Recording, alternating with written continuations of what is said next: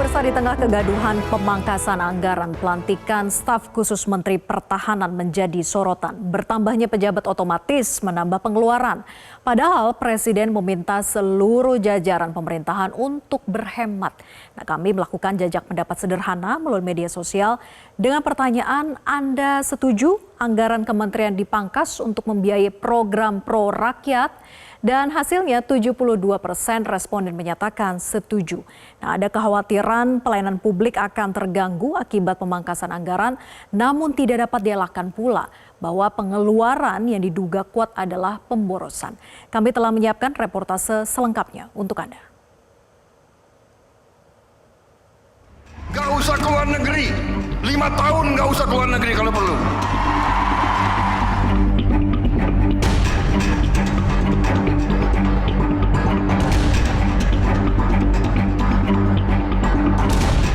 Berbagai kebijakan belakangan selalu memicu kegaduhan.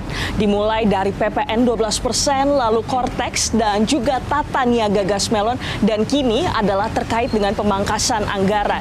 Kegaduhan ini pemirsa dipicu lantaran adanya instruksi dari Presiden nomor 1 tahun 2025 terkait dengan pemangkasan anggaran belanja sebesar yakni adalah 306 triliun rupiah. Nah pemirsa, anggaran ini terdiri dari 256 triliun rupiah belanja kementerian dan juga lembaga serta 50 triliun rupiah yang nantinya dana ini akan ditransfer ke daerah.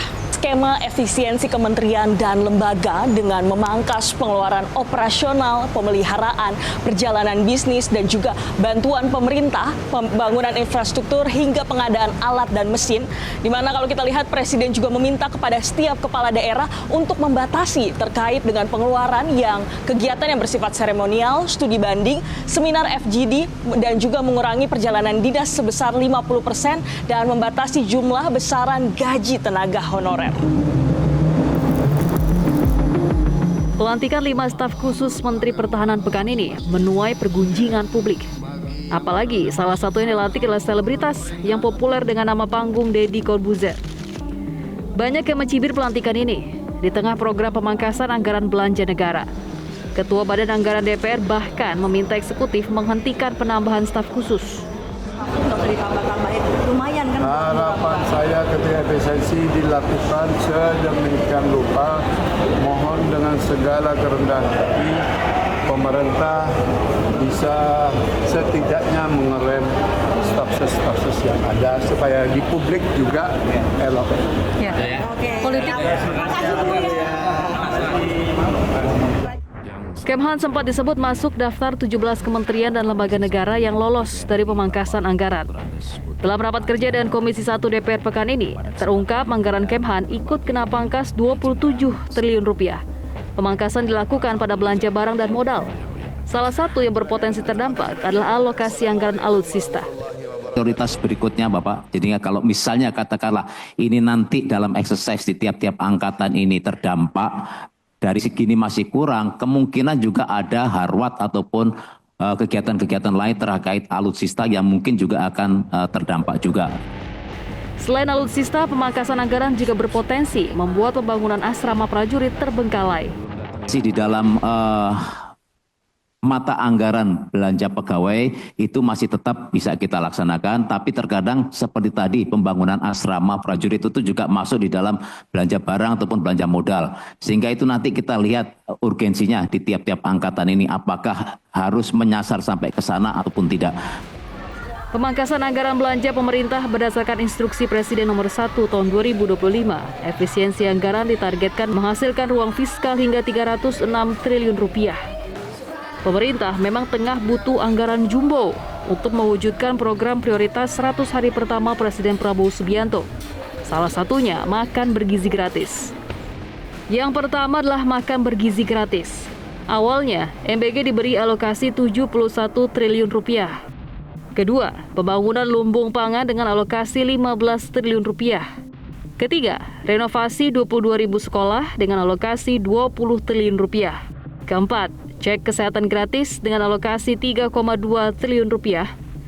Kelima, pemberantasan TBC dengan alokasi 8 triliun rupiah. Keenam, membangun rumah sakit lengkap di daerah dengan alokasi 1,8 triliun rupiah. Ketujuh, membangun sekolah unggulan terintegrasi dengan alokasi 4 triliun rupiah.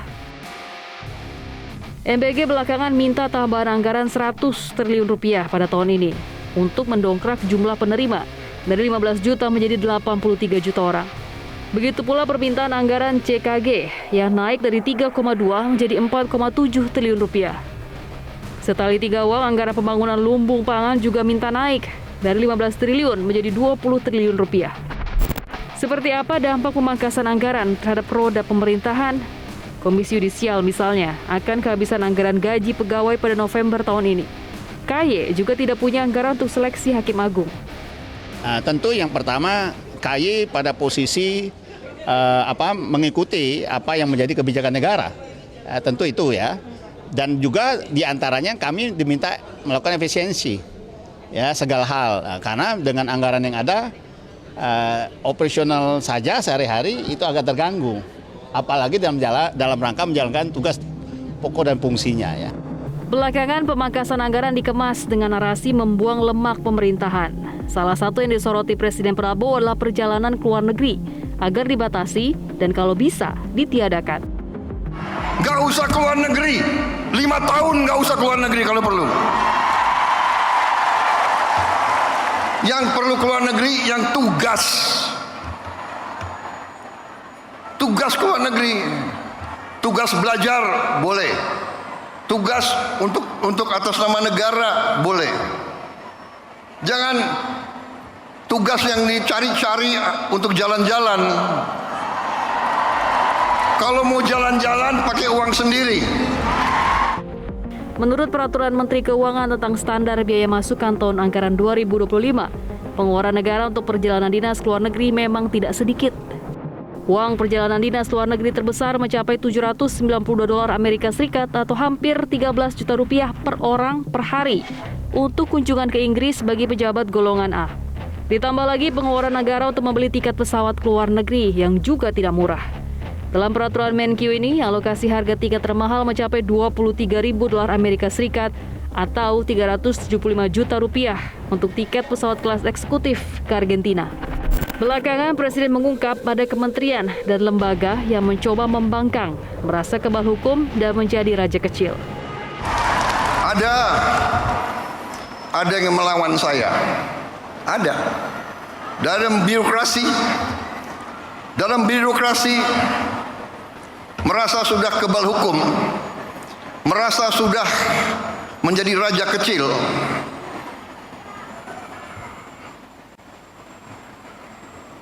Ada. Saya mau menghemat uang itu untuk rakyat.